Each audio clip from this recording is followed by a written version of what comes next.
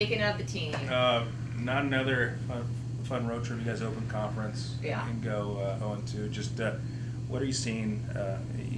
With your squad right now. Yeah. Just what are the mistakes? Mistakes? Or just competition? What have you seen? well, one thing that we definitely are aware of, and something that's out of our control, is the size of our team. We're a smaller group, and so we're going to have to really concentrate on the areas that we can perfect in order to be successful against some of these bigger and stronger, jumping a little higher teams that we're going up against, which was definitely the case in Monterey.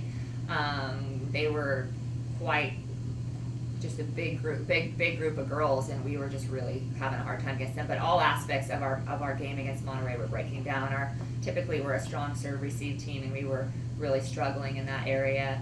For us at least, that's one of our strengths. Our setting wasn't very consistent, and therefore our offense wasn't in flow, and we weren't in rhythm, and we were just having a hard time getting anything going. On a positive note, I felt good about the way we responded on Saturday. East Bay is another very good team, another bigger, stronger team than we are, and had just recently beaten Monterey a couple nights prior.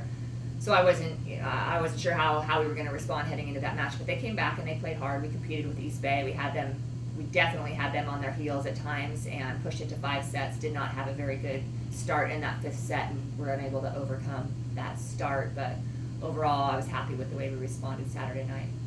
When you're going up against those height-wise taller teams, can you make up for it in speed, or just how you're lining up the defense, or is it? Well, yeah, I mean, we need to ball handle very well, and and right now our offense, we're smaller and our offense is a little slower. So we're playing against teams that are faster and bigger, and they're running an offense that is faster than ours, and so that's an issue. That was a major issue against Monterey. It was pretty glaring. We were a step behind the entire match. So yeah, those are some things that we need to try to improve upon and work on as we move forward. Good and bad. Home this week, so you're not traveling, but at the same time, some good opponents coming in here to Lumberjack Arena. Everyone's good in the CCAA. I mean, like I said, East Bay beats Monterey.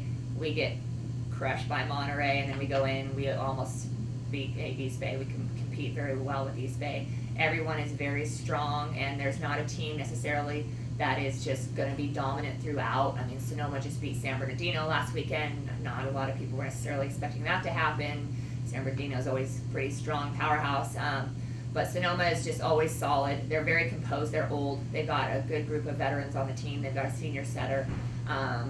Just very experienced, and they're going to be a very tough competition on Friday night. We play at 5 o'clock on Friday night as well, so everyone knows. That's all I got. One thing that Manny noticed about Alex, whom we talked to earlier, is she wasn't exactly depressed. In fact, she seemed very optimistic. Yeah.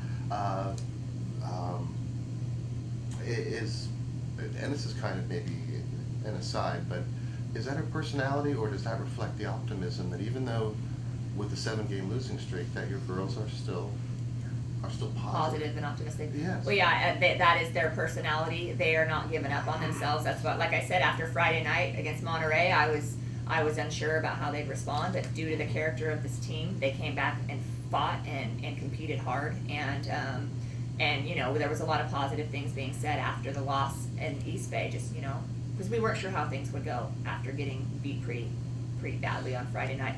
Alex is a very, very positive, upbeat, high energy person all the time, which is why she's one of our captains. She's a senior, she's a captain, and we need that energy and that attitude to infect the rest of the team. And I do think that our seniors in general, not just our captains, are doing a good job of bringing the younger girls along. I'm meeting with the girls all this week, and everyone's optimistic. No one is hanging their heads or throwing in the towel. It's as bad as it feels right now. It's the 3rd week. We've only been through 3 weeks, so we're trying to keep things in perspective and just stay focused and keep working really hard. What kind of tactics can you as a coach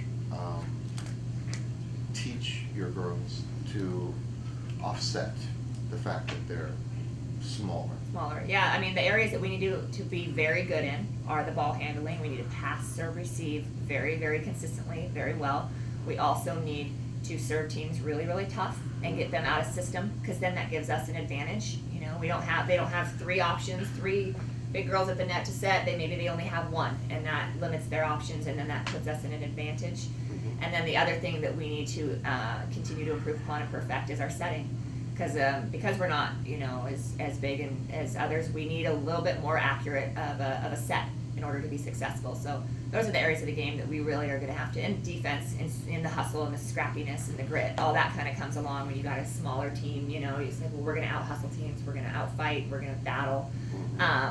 But the serve and the pass and the setting are the areas that we really need to continue to perfect in order to beat some of these bigger teams. Okay, last question. I've noticed, you know, just once again reading between the lines, that even within like one match, your girls seem to go from a pretty low to all of a sudden playing at a much higher level. That inconsistency. How do you account for that? That like one game you're. I mean, you know what I'm saying? yeah, no, inconsistency is hurting us for sure. But that's, I mean, if you look across the conference, I think that's the level that we're at. No one is, like I said, is capable right yet of just running away with it and being a dominant, consistent force. We definitely need to play more consistent. We talk about really trying to increase the focus level. We have something called the 3-point rule. We try really, which we clearly did not achieve this weekend, but we try to really prevent teams from going on runs. And we talk about, okay, they scored 3. No more. Increase your focus. Find a way to get it done. Step it up, you know. It's just something for them to think about and be aware of. But trying to prevent teams from going on big runs against us is obviously huge. We have done a lot of playing from behind this year.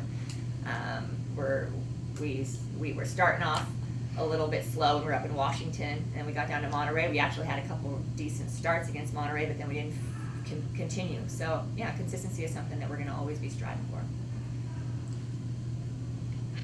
Thank you. Okay, forget the team. What did Greg use to get rid of this cough?